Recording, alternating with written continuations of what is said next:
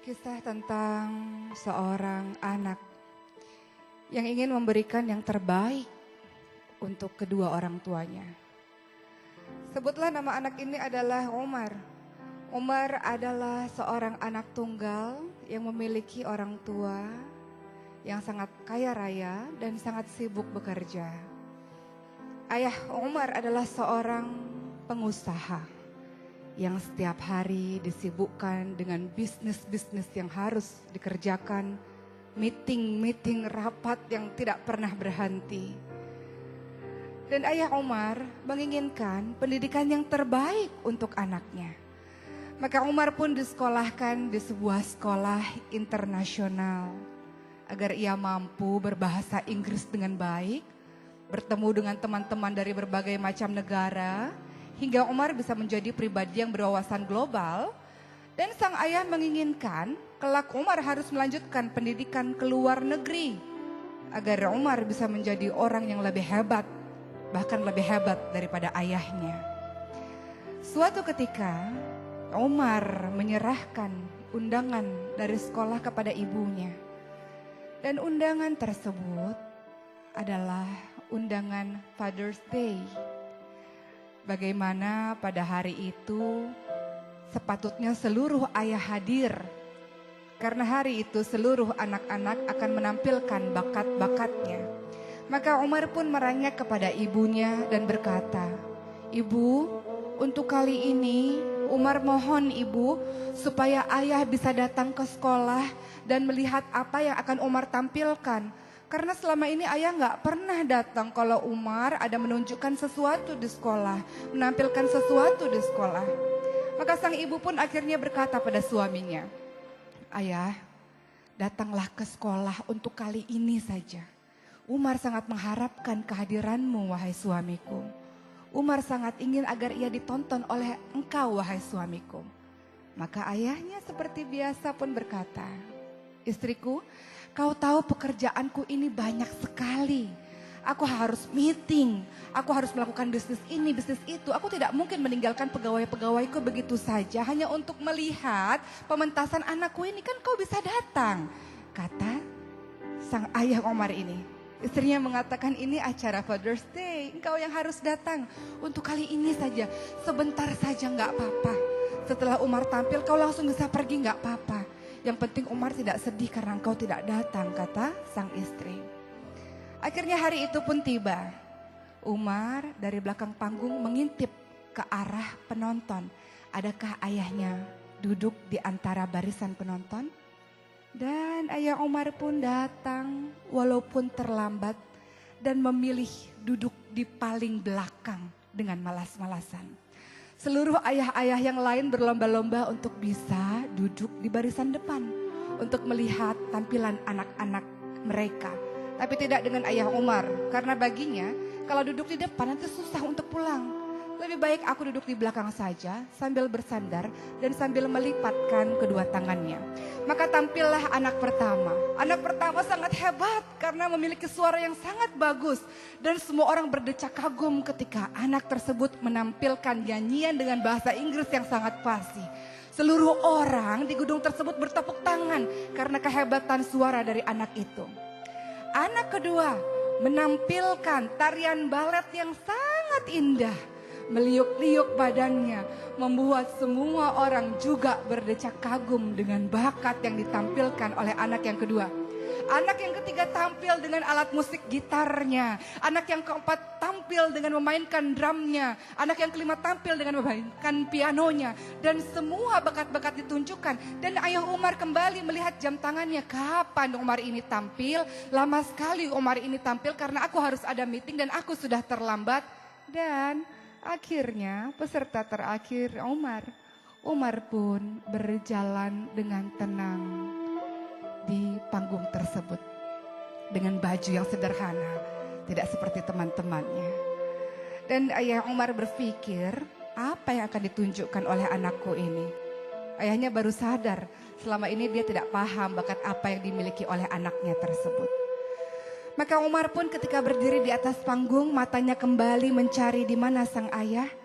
Ketika ia melihat ayahnya duduk di barisan belakang, Umar tersenyum dan mengatakan kepada pembawa acara, "Bolehkah aku memanggil Ustadz Asep?" kata Umar. Ustadz Asep adalah guru mengaji ekstrakurikuler di sekolahku ini.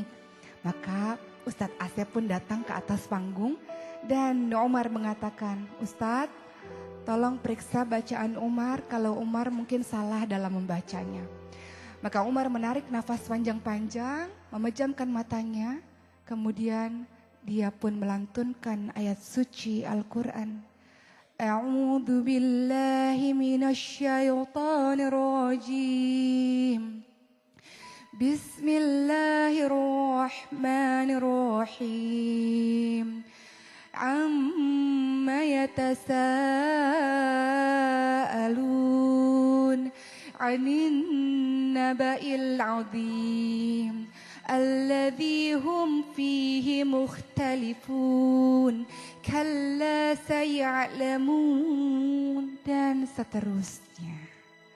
Umar membaca dengan sangat lembut, dengan sangat fasih, dengan sangat lancar surah An-Naba, surah yang pertama di juz 30. Dan ketika ia selesai membaca, ayahnya tertegun melihat Umar dan tak terasa menetes air matanya karena ayah Umar tidak pernah tahu kapan Umar menghafalkan Al-Quran. Maka Ustadz Asep pun berkata kepada Umar, "Umar, kenapa engkau menghafalkan Al-Quran, Umar?" Apa jawaban Umar? "Selama ini Ustadz, ayahku sangat sibuk dalam bekerja. Ayahku banyak sekali meetingnya, ayahku banyak sekali bisnisnya, dan ayahku melakukan itu semuanya untuk memberikan nafkah kepadaku dan kepada ibuku, bekerja untuk kebahagiaan aku, untuk pendidikan aku, wahai Ustadz. Maka aku ingin membalas kebaikan dari ayah, tapi aku gak punya apa-apa, aku gak punya uang, aku gak punya yang lain-lain. Aku cuma punya hafalan Al-Quran ini Ustadz, karena aku tahu janji Allah, barang siapa yang menghafalkan Al-Quran Ustadz, maka Allah akan memberikan jubah kemuliaan bagi kedua orang tuanya Ustadz. Maka Umar ingin memberikan jubah kemuliaan kepada ayah Umar di surga Allah Ustadz," kata Umar, dan Umar pun meneteskan air matanya. Apa yang terjadi dengan ayah Umar? Di belakang barisan kemudian dia berteriak, "Allahu Akbar, Allahu Akbar." Maka ayah Umar pun berlari dan memeluk Umar. Dia mengatakan, "Maafkan ayah anakku. Maafkan ayah anakku. Selama ini ayah berpikir untuk masa depanmu 20 tahun, 30 tahun lagi yang akan datang. Ayah berpikir kau harus mendapatkan pendidikan yang terbaik, kau harus fasih dalam bahasa Inggris, kau harus hebat dalam urusan dunia. Tapi ayah tidak pernah mengajarkanmu Al-Quran anakku. Ayah tidak pernah mengajarkan kamu agama anakku. Ayah berpikir masa depanmu di dunia, tapi ayah tidak berpikir masa depanmu di akhirat anakku.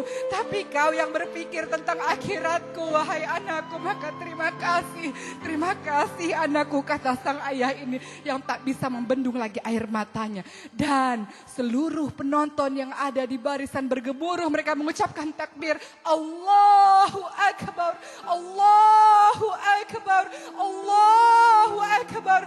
Dan bergemuruhlah takbir di seluruh barisan itu. Mereka berdecak kagum dengan seorang anak yang memiliki bakat yang mungkin bagi sebagian orang sudah mulai dilupakan. Apa itu? Al-Quran. Al-Quran yang sudah dilupakan oleh sebagian masyarakat sekarang. Mereka menganggap bisa menjadi orang hebat kalau menguasai urusan-urusan dunia. Tapi mereka mengabaikan Al-Quran. Mereka lupa di hari akhir nanti yang pemberi syafaat adalah Al-Quran. Mereka lupa di akhir nanti kedudukan mereka di akhirat kelak berdasarkan ayat yang mereka hafalkan. Mereka lupa tentang keutamaan dari Al-Quran. Maka belajarlah dari sosok Umar. Apa yang Umar katakan kepada ayahnya? "Ayah, gak apa-apa ayah. Ayah sibuk bekerja karena ayah memikirkan Umar dan ibu. Gak apa-apa ayah. Mungkin kita jarang kumpul di dunia ini. Tapi kalau Umar menghafalkan Al-Quran, Umar masuk surga, ayah ibu masuk surga. Kita bisa sama-sama terus, tidak akan terpisah lagi. Ayah gak akan sibuk kerja lagi. Karena di surga kita sama-sama ayah," kata Umar.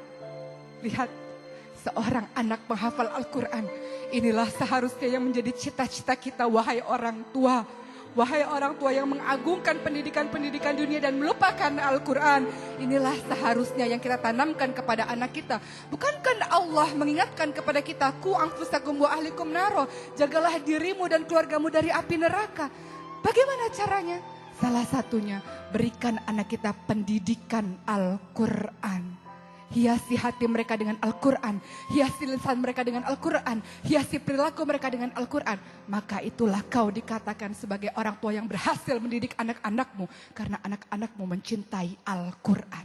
Mudah-mudahan kisah ini menjadi pembelajaran dan memotivasi kita untuk menjadikan anak-anak kita hebat. Karena apa? Karena ia menguasai Al-Quran. Insya Allah.